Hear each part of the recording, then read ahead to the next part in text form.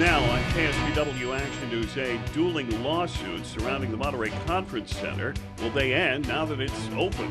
A string of armed robberies on the Central Coast turned violent. We're throwing everything we have into this investigation. What the investigation reveals. And our top story, a firefighter shot on duty. What we know about the gunman in custody.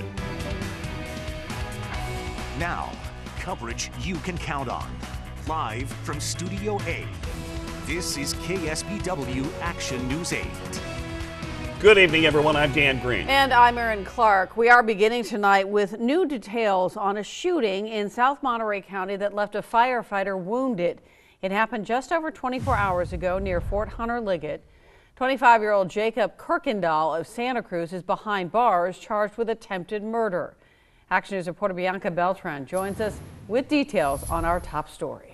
Well, Dan, Aaron, the firefighter was making his way back to his station after responding to a fire in Big Sur when he was shot. Actually got a chance to speak with him while reporting on the Ventana fire. The shooter was arrested after leading deputies on a dangerous pursuit. Just a few hours after Division Chief Peter Harris responded to the Ventana fire in Big Sur, he was shot on his way back to the station. It happened on Nacimiento Ferguson Road near Fort Hunter Liggett. The shooter fled, leading officers in a dangerous pursuit. Speeds 48 miles per hour. Advise all units that the subject is going head-on into cop cars. Deputies used pit maneuvers and Shots fired, shots fired. They shot out the driver's side window in an attempt to stop the shooter. He went up a hill. I couldn't follow in the Charger. I lost sight. With help from reinforcements, the man was arrested and identified as 25-year-old Jacob Kirkendall of Santa Cruz. We don't know why he was shooting. It's the national forest. People do go up there and hunt on occasion.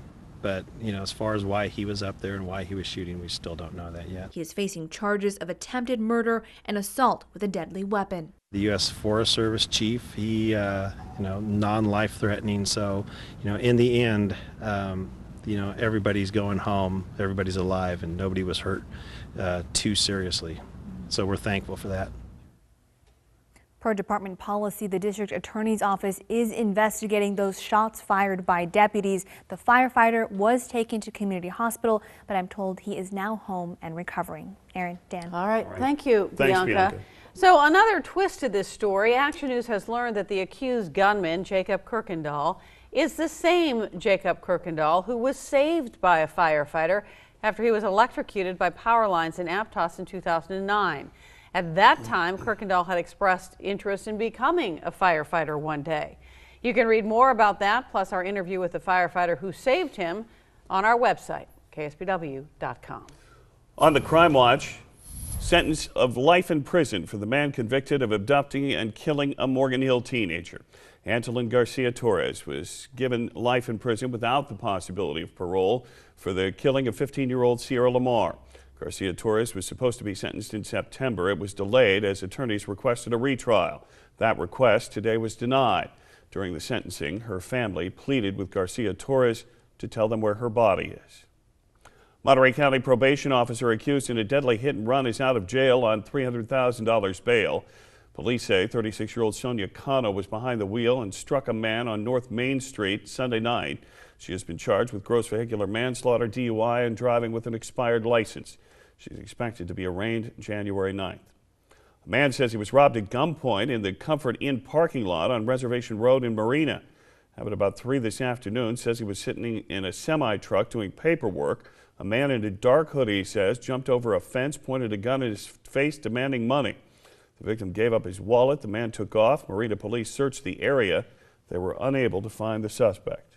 Pointed the gun at me and then cocked the shell into the chamber, then came on over the fence with the gun 3 feet from my face and asked for my wallet. Ellis asked the suspect if he could keep his driver's license for business. The suspect actually gave it back. Police on the peninsula are looking into whether that robbery is somehow connected to a string of robberies. Police say possibly tied to 2 men. Action News reporter Felix Cortez has more of the investigation live from Salinas. And Dan, those robberies turning violent, an all-out search now underway to find the suspects before someone gets killed. Take a good look at these two men, wanted in connection to at least 5 robberies stretching from the Monterey Peninsula to Salinas over the last 2 weeks. The victims, gas stations, convenience stores, a motel, even a Miss student walking with a friend. In several of the robberies, they do brandish a firearm, and they basically demand property from the victims. The string of robberies nearly turning deadly after one victim was shot in Sand City. His friend drove him to the Jack in the Box in Marina, where emergency crews responded. That is a very big concern for us, the fact that one of the victims was shot. Any armed robbery on the peninsula is very concerning for us, but now that when you add in that one of the victims was injured, we're throwing everything we have into this investigation, and we hope that we'll have some resolution shortly. The investigation continues to unfold by the day. A truck driver robbed at gunpoint at a Marina motel Tuesday afternoon. And Monday night, a man and a teen were arrested and 2 guns confiscated. Police checking to see if the persons or their guns play any role in the robberies. I don't want to say that these are the suspects in our case. We're still actively investigating these 5 robberies, and we're going to actively investigate these firearms that we've recovered. Now we want to show you again the suspects police are looking for all over the peninsula, possibly here in Salinas as well. Someone knows who they are, especially the guy on the right wearing a red hoodie with the word cookies on it. Police have reached out to DOJ, the Monterey County Sheriff's Office, for help in processing some key evidence that might lead to the suspects, including fingerprints, DNA, and ballistics. Dan, Aaron? Thank you, Felix. The robberies are being investigated by the Peninsula Regional Violence and Narcotics Team. They've reached out to other law enforcement agencies outside the area to see if the suspects could be responsible for similar crimes, possibly up in the Bay Area. Right now, police in the Bay Area are asking for help finding this man, Lorenzo Neary. He was reported missing on December 4th in Burlingame. He was last seen in Scotts Valley the same day when police tried to talk to him. Family friend says that Neary had become increasingly paranoid that people were out to hurt him and he was possibly suffering from an undiagnosed condition. Anyone with any information is urged to call Burlingame police. Now to our wildfire coverage. The 5th largest wildfire in modern California history continues to get even larger. Tens of thousands of people are still under evacuation orders because of the Thomas fire. It is a monster. It started in Ventura County, but it is now threatening communities in Santa Barbara County as well. This is video from earlier today. You can see there are still some big flames out there. The fire has already burned more than 234,000 acres. It stands at 20% containment. Nearly 700 homes have been destroyed. Take a look at this time-lapse video from the Ventura County Fire Department. Officials say this is an example of how fires can actually create their own weather conditions.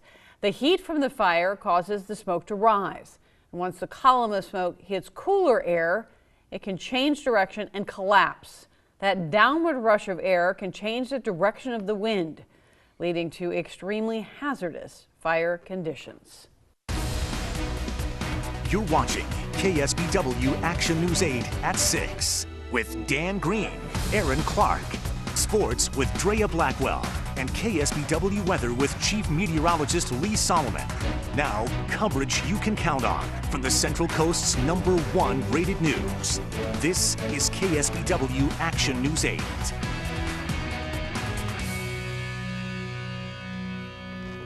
Countdown. 58 days. There's the countdown until the Winter Games in South Korea.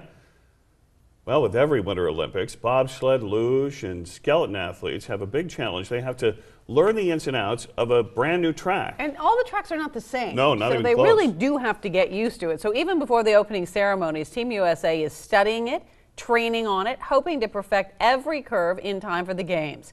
Action News reporter Vanessa Michanya caught up with a few of the athletes. When I put my helmet on, the world disappears, and I'm going sledding. Inertia. It's really that beautiful. And grace. Motion. There's this rhythm, and there's this vibe, and there's flow to it. And composure. I love the start where it's just like brute force and power, And then when you load on the sled, it's complete zen. Sliding is both a science and an art. And when the perfect descending conditions meet the subtle, skillful turns of an Olympic bobsled, luge, or skeleton athlete, well, that is alchemy worth a gold medal. When you get to the bottom, you haven't even seen a time or anything. You just know, it's like, man, I just laid one down. Like, that was a smoker. That's an amazing feeling. To get that feeling, each sliding member of Team USA has their favorite type of track. Ice looks good. That complements their strengths. Curvy, more technical ones. They're exciting. There's a lot of things going on, and you have to make the right steers. Or the tracks that bring the speed. Flowy tracks is what we call them, or gliders tracks, anywhere you can build speed and kind of do minimal steers. But no matter their preference, there is one track that stands between our athletes and a spot on the Olympic podium. South Korea's track it's very technical. Most members of Team USA have had at least one training trip to Pyeongchang to test out the track, and apparently it's a doozy. It's not a highlight reel, it's a low light reel of incidents coming out of certain corners. Certain corners like turn 9. Tell us about turn 9. Turn 9? Man, where do you get your information from? 9's an enigma. If you could nail that for 4 runs, you're probably going to guarantee yourself a medal. It opens up into a wall. So you have to create pressure in a curve that doesn't really have pressure. I've gotten through there clean. I don't think I could tell you how I did it. It's hard steering, and to do that at a high speed and to be consistent with it is very difficult. And curve 2? Yeah, that one won't be a slide in the park either. Can we throw 15 into the mix too? 2 is unique. Doesn't matter how fast you're at that start. If you mess up curve 2, your Olympics are over. It is not an easy task learning a new track, especially one that will decide your Olympic fate. But our athletes say the key isn't focusing on the big picture or other competitors. It is focusing on the task at hand. You can only go one corner at a time. What anybody else does doesn't affect you. I think that's my favorite part, is going to a track and getting to learn its character, and then you kind of get the dance and the flow and the rhythm of it. I look forward to that challenge. Embracing the ride of a lifetime, no matter what turns it may have in store. On the road to the Winter Olympics, I'm Vanessa Mishani. Okay, so what did they say? Turn 2 and turn 9. Yeah. Those are the ones that we're going to watch. And of course, we're pulling big time for Nick Cunningham, so he's our local guy. From Monterey. Yep, from Monterey High School. Yep. Throwing it out there. Throwing it out there. I want to talk about the 49ers. Jimmy Garoppolo looking pretty good out there with the Niners. He looks like the real deal. Yeah, he does look like the real deal. Now the Niners are deciding whether or not they're going to pay him like he's the real deal. We'll talk about contract talks, where that is going with the Niners and Jimmy Garoppolo in just a few minutes. But first, we're going to get to tonight's sports quiz. We want to know, what is Bo Jackson's first name? Bo is a nickname. Have your answer in more sports in about 20 minutes.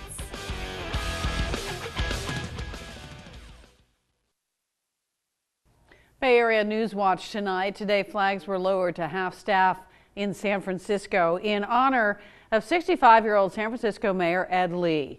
Lee died suddenly last night after suffering a heart attack. Action News reporter Mike Lurie is in San Francisco tonight with reaction to today's tragic event. A steady crowd of well-wishers and mourners today at City Hall, where many San Franciscans seem stunned by the unexpected death of Mayor Ed Lee. I came 30 miles to come pay my condolences. Tasha Clark came to City Hall today from San Mateo County. A native San Franciscan, she remembers Ed Lee as the nice mayor who seemed happy to meet her during a Chinese New Year's parade. I gently approached him and asked him if I could take pictures of him and his wife, and he had a smile on his face and he said yes. Ed Lee was also a hero to the Asian American community, San Francisco's first Chinese American mayor. We've been waiting for over 150 years to have the top spot in City Hall, and it finally happened, and he really led it with really grace and humility. Lee became mayor in 2011, at the same time that Scott Wiener, now a state senator, was on the San Francisco Board of Supervisors. He was a very, very sharp, funny guy, and he was passionate about the city. He worked very hard to address our housing crisis, to fund affordable housing, to get housing built. Ed Lee touched San Franciscans as a regular guy, someone they could easily relate to. He was a true San Franciscan. He loved the city, and I just want to pay my respects to him. I believe he was a good person. A good person who grew up in public housing, just like the new interim mayor of San Francisco, London Breed. He always said he didn't want folks like him and me to be known as public housing residents. He wanted them to be known as San Franciscans. Mike Lurie reporting for us tonight. The San Francisco Board of Supervisors can elect to keep London Breed as mayor or select someone else in the months ahead. Voters in San Francisco will go to the polls next June to decide who they want as their next mayor. In other Bay Area news tonight, Oakland City employees are returning to work after a 7-day walkout. Workers say a deal hasn't been reached on a new contract, but they are more satisfied with how the talks are going. They are disputing issues including wages and working conditions. More than 3,000 city workers have been off of work since December 5th, disrupting programs for seniors and children. In news around the state, a California judge is deciding whether to block new rules by the Trump administration allowing more employees to opt out of birth control coverage for women. The issue was discussed at a federal court hearing in Oakland today. The state says new rules could result in a loss of free contraception services for millions of women. Supporters say they protect religious freedom. The hearing was the first across the country to determine whether to issue a preliminary injunction to block the rules. A new California law that makes drug pricing more transparent is being challenged in federal court. It says that drug companies have to give written notice if they plan to raise prices by a certain percentage. Pharmaceutical Research and Manufacturers of America is now asking for an injunction to stop the law. They say it's unconstitutional and that the state is trying to control behavior outside its borders. It is asking for a permanent injunction and a declaration that the law is unconstitutional. Some are getting around a nationwide Christmas tree shortage by cutting down trees in a U.S. national forest. The shortage is due to fewer trees planted during the recession. Some are buying a $10 permit and cutting down a tree themselves. Forest officials say they've got too many, and by harvesting one, you would actually help them thin out trees to make forest land healthier. Some forests have already run out of permits. Here you would need to bring your saw. It's a little more of a rugged adventure, which some people love. It helps the forest out by keeping it thinner and healthier in the long term. Okay, great. There's a limit to the number of permits that each forest is offering. Coming up, a tweet from President Trump causing backlash on Capitol Hill, why Democrats are criticizing his comment, and how the White House is defending it. Regular or premium, why researchers say the more expensive gas does not necessarily mean better quality. Live look outside. Skycam 8, Portola Hotel and Spa, that's the view. Looking out over the bay in Monterey. We're going to have much more on your weather. First, our weather quiz, the answer, and your forecast when we come back.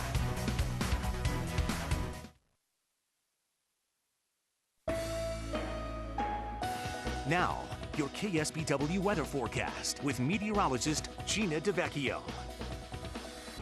Another beautiful day across the area. We did have a little bit of smoke in some areas, hazy conditions, but besides that, mostly sunny skies and temperatures warm once again, unseasonably warm by about 15 degrees for your afternoons, but chilly in your overnight. Look at that. Boulder Creek got down below freezing at 29 degrees. It's been chilly the last few nights, and it is going to stay that way for the next couple of nights as well. Some mid-30s and some upper 30s along the coast around the Monterey Bay, but some 70s for your afternoon, mid-70s in Watsonville, as well as Carmel Valley got up to 80 degrees once again. It's been a warm one. We're going to start to see those temperatures dropping off just a hair, however, staying warm considering the time of year.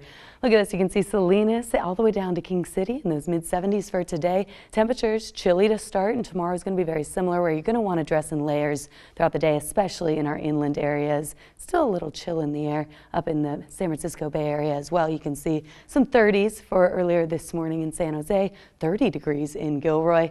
Got up to 70 and in Gilroy 72 in Hollister earlier this afternoon. Much warmer than what our friends off towards the east are seeing. You can see that chill there. Right now temperatures have dropped off into the 20s and teens in some areas, and we're sitting in the warmest region right now due to that high pressure that's sticking with us. 65 right now in Phoenix, Southern California, dealing with those 60s as well. You can see that ridge. You can also see that dip in the jet stream. Snowfall still continuing in parts of the Ohio Valley into the northeast. So let's be grateful that we're seeing sunshine, even though it's the end of fall, almost winter, but we're seeing some summer-like conditions with those warm temperatures in the 80s in the south, and unfortunately very strong winds still, and those are fueling these fires down towards the south. Ventura and Los Angeles County fires, yes, they are still burning. Unfortunately, firefighters working hard, but Mother Nature is really preventing any rainfall and also keeping those winds howling. The Thomas Fire in Ventura County is one of the biggest concerns, the biggest fire, as we've been talking about. Low humidity, relative humidity less than 10%. That's just not good. Plus, those winds coming in offshore and continuing to howl around 20 miles per hour for sustained winds, and then gusting up to 40 or 50 miles per hour. Temperatures warm as well in the 70s and 80s. We go a little farther south to the Lilac Fire that is still burning as well. Winds are going to be gusty down there around 45 miles per hour, and low humidity in that region. So unfortunately, we're still going to see the threat of fires being possible. I know you hate to hear it and we hate to remind you, but don't light fires. Don't throw cigarettes ever, but especially when conditions are like this. And even though we're not in the red or in the beige showing those fire weather watches and warnings, we still need to be on guard because it is so dry all across the state. Also, unhealthy conditions down towards the south. I know they've been dealing with that thick smoke, and then we've been seeing some of that as well. It's been a little hazy, and we are going to have some moderate conditions when it comes to our air quality, especially in our southern areas, southern parts of the Central Coast, dealing with that. High pressure sticking with us. That's keeping us on the sunny side. We do have some clouds, a little bit of moisture in the ocean, but it's going to stay out that way. We're going to have high pressure sticking with us, and it's not looking like it's going to budge this week, but maybe by the weekend we'll start to see some changes, and you're really going to start to feel it by next week this time. I think temperatures will finally drop off. We're going to watch a wave of energy coming in from the north, low pressure system. It's going to bring some moisture, maybe to the Pacific Northwest, but not here, not California. Nope, we're still going to see the sunshine and unfortunately those high winds as well. Tonight's temperatures, 30 degrees in some of our cooler areas. You've been getting used to that. And then some 40s, maybe close to 50 degrees in some of our coastal communities. We do have to keep mention of the areas of smoke, and then we are going to be seeing that tomorrow as well. Mostly sunny skies, a few high clouds as well. Temperatures similar to today with 40s and 30s to start. Gilroy looks like another chilly one for you, all the way down to Hollister with temperatures near 70 for the afternoon though. And then for the Salinas Valley, you're going to be sitting in the mid 70s once again, and a chilly start. So keep that jacket handy in the morning, and then you're going to want some short sleeves for the afternoon once again, because in the sunshine, it does feel quite nice, but in the shade and where there's a little wind and once the sun goes down, yeah, it does cool down. Temperatures tomorrow, Scotts Valley, one of our warmest spots, still going to be close to 80 degrees. I think most of us stay in the 70s though for most of this week. Now you are going to start to notice a gradual cooling trend for both our high temperatures and then our low temperatures as well. Now, coverage you can count on from the Central Coast's #1 rated news. This is KSBW Action News 8 at 6:30. Top story at 6:30, a senator accusing President Trump of a sexist smear after he tweets that she'd do anything for a campaign contribution. Action News reporter Aixa Diaz with more on how the White House is responding. Dan, Aaron, while Democrats call the tweet disgusting and suggestive, the White House says the president was talking about corruption behind campaign contributions. A day after Senator Kirsten Gillibrand called on President Trump to resign, the president lashed out on Twitter, saying the New York Democrat, quote, would come to my office begging for campaign contributions not so long ago and would do anything for them. It was a sexist smear attempting to silence my voice, and I will not be silenced on this issue. The White House says the president was referring to corruption in the political system and wasn't insinuating anything beyond that. He's talking about the way that our system functions as it is, that politicians repeatedly beg for money. That's not something new. On Monday, 3 women who accused President Trump of sexual misconduct before he took office spoke publicly. Now, more than 100 Democratic members of Congress are asking the House Oversight Committee to investigate the allegations. Simply said, Americans deserve the truth. Some analysts say it's unlikely the Republican-led Congress would draw more attention to the claims against the president, especially leading into 2018. Whether this becomes an issue in the midterm elections next year, I think it probably will. Whether it hurts Republicans, it may.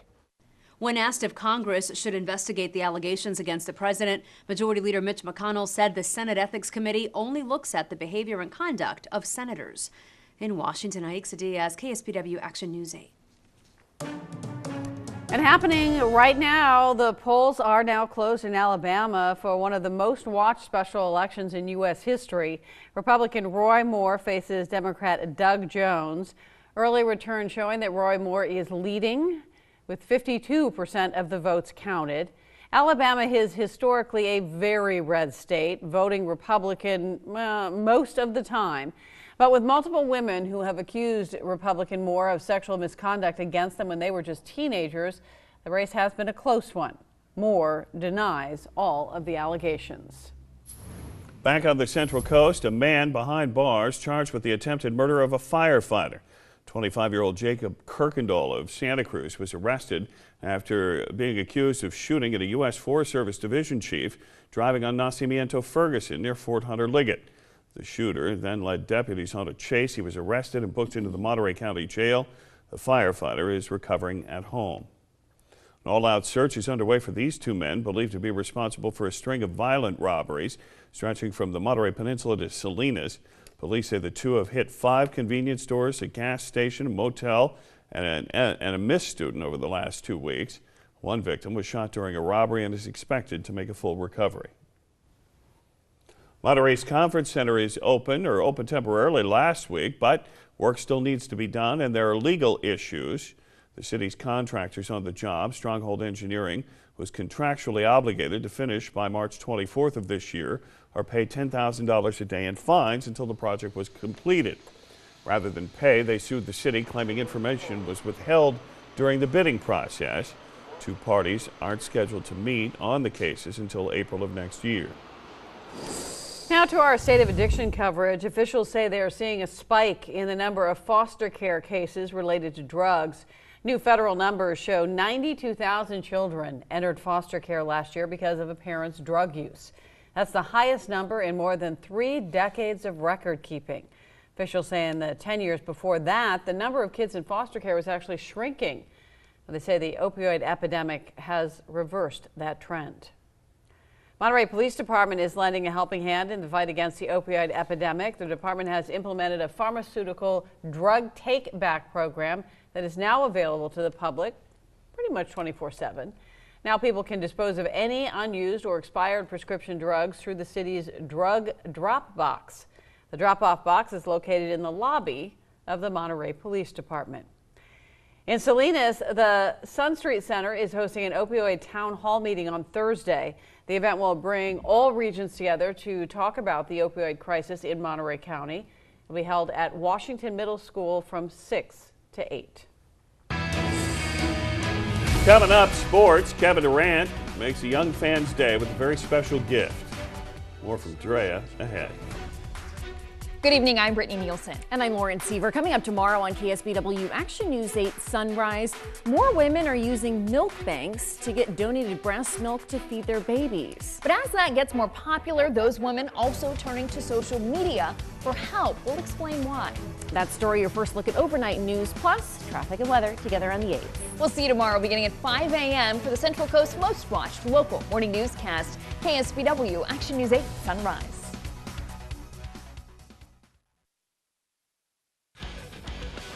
Now, KSBW Sports with Drea Blackwell. One of the Warriors' biggest rivals getting stronger tonight, Kawhi Leonard making his return to the San Antonio Spurs. Leonard hasn't played since May when he was injured in Game 1 of the Spurs playoff series against the Warriors. That was an ankle injury. It included Zaza Pachulia. You remember all of that drama. Since then, though, Kawhi's been dealing with this injured tendon in his leg. He is playing tonight against the Mavericks. Mavericks with a slight lead at the half. Greg Popovich closely monitoring Kawhi's minutes tonight. He played 10 minutes in the first half, but looking very good in them. He had 9 points. The Warriors will be following Kawhi's recovery very closely. The Spurs, one of the top teams in the West every year. Dubs are off tonight, but playing very well despite dealing with injuries of their own. Golden State on a 7-game winning streak. They've won their last 3 without Steph Curry. He's dealing with that sprained right ankle.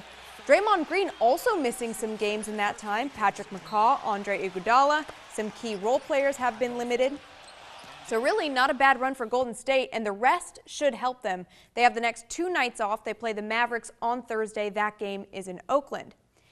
And just a reminder on Steph, he's being reevaluated next Tuesday. Doctors will then go check out that right ankle, decide if he is ready to play, and they may decide that he needs more time to recover. So it's not really a hard timeline for getting him back on the court, but the earliest that could happen is next Wednesday. That would be the 20th against the Memphis Grizzlies. 49ers are not ready to talk numbers with Jimmy Garoppolo, not yet. The team says that they will not address his future contract until the offseason. Garoppolo will become a free agent at the end of the year, and that's part of the reason why the New England Patriots were willing to trade him. Garoppolo really wanted a chance at being a starting quarterback. Patriots cannot offer him that, so they send him to a team who could, the 49ers. Niners really have 3 options going forward. They could let Garoppolo walk, which seems unlikely given the way that he's played in limited time, 2-0 as a starter in San Francisco. Option number 2 would be the team giving him a long-term deal. This seems most likely, but it will really depend on what they see from him going forward through the end of the regular season. Or they can use the franchise tag on him, which would give him a 1-year deal, $23 million fully guaranteed. And again, that would depend on his health and the way he plays through the end of the season if they can't get a long-term deal done. Texans quarterback Tom Savage out defending his coach today, Bill O'Brien. Savage tweeting, quote, "No one cares more about his players than O'Brien." Savage referring to an injury he suffered on Sunday against the 49ers. Savage suffering a concussion. Now his team is under investigation for the way that they handled it. You can see him lying on the field there shaking after being hit by Elvis Dumervil. He was allowed to return to this game after being evaluated on the sidelines by medical professionals. Now, he was eventually pulled out. Coach O'Brien says he didn't see the reaction on the field, or else he would have never let him back into the game. The NFL will be looking into who signed off on this and who allowed Savage to get back onto the field. It really is the year of the injured quarterback. The Eagles' Carson Wentz, an MVP candidate this season, leading a potential Super Bowl team, now done for the year with a torn ACL. The backup, Nick Foles, on his second tour with Philadelphia, will try to fulfill all of the Eagles' potential. I don't expect it to look different at all. Why is that? Because this is our offense. This is the Eagles' offense. This is the one that is the DNA of this team, and we're going to do what we do. We have so many tremendous players on offense that can do a lot of different things. So we just have to go out there and execute, have a great week of work, and just keep moving. Eagles, one of the best teams in football. They have a tie for the best record at 11-2. And now just something to make you smile. Adorable little happy tears for this young Warriors fan. Kevin Durant stopping by after last night's game, signing his sneakers, taking them off, and look at he's bawling, walking back to his parents. That is so cute.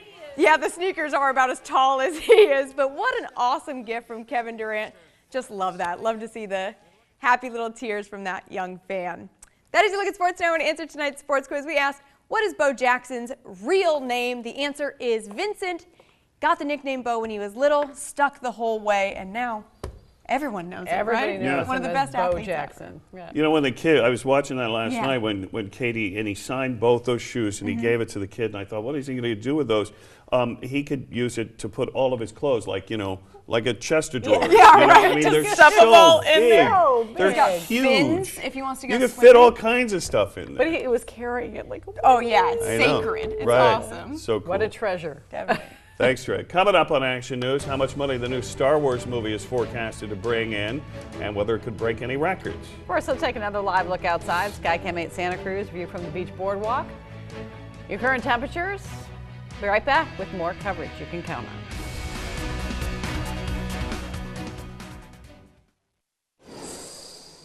Project Economy, we now know why airlines are charging you for your bags, because They made $1.2 billion off of baggage fees, according to the Department of Transportation. That's just, by the way, from July to September. Fees are about 10% higher from last year. The news comes after the Department of Transportation announced it was getting rid of a proposal that would have required airlines to disclose fees for checked or carry-on bags. Star Wars: The Last Jedi debuts this week, Thursday night. It's expected to earn $190 to $215 million. It could make it the second biggest debut ever. Biggest opening of all time, Star Wars: The Force Awakens. Debuted in 2015 at $248 million. Last Jedi premiered Saturday and received rave reviews, I should say. Rave, not rare. They're rave. Rave. On the Consumer Watch tonight, more expensive gas does not necessarily mean better quality. That is according to a new study. AAA says premium gas may not always live up to the hype. Researchers tested regular and premium grade in vehicles designed to run on regular gas. According to their findings, only some engines noted or got some benefits like a horsepower boost and better fuel economy. For most cars, no difference. AAA recommends if you use regular fuel, use the ones labeled top tier to reduce engine deposits. Researchers say stick to the premium grade if your vehicle actually requires it. Coming up on Action News, animal stories, plus we'll update our weather. First, a look at how we ended the day on Wall Street. So let's check out the numbers. We'll be right back with more coverage you can count on.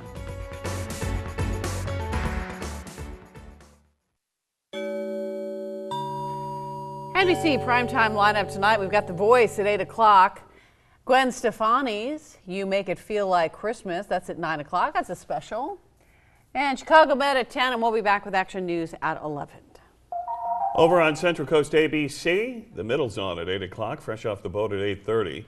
At 9, you'll see Blackish, 9:30, The Mayor, 10, as Kevin Probably Saves the World, followed by Action News 8 at 11. I want to get you the latest on the Alabama special election happening right now. Republican Roy Moore is holding his lead, in fact, widening a bit over the past few minutes over Democrat Doug Jones.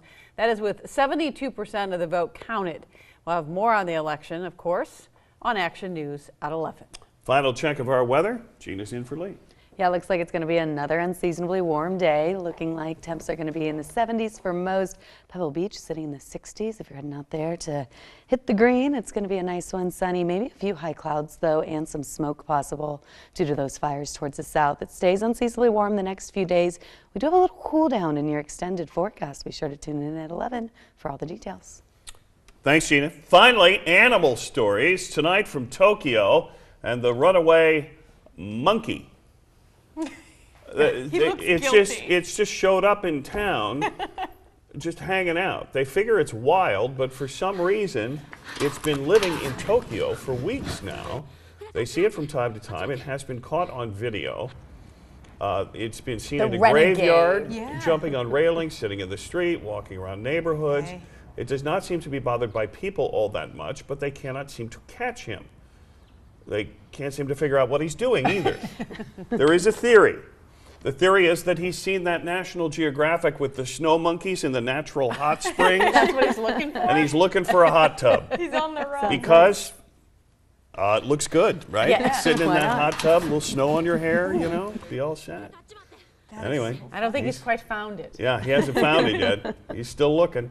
That's our report for now. Thanks for joining us. We'll see you back tonight for Action News at 11. Till then, you take care.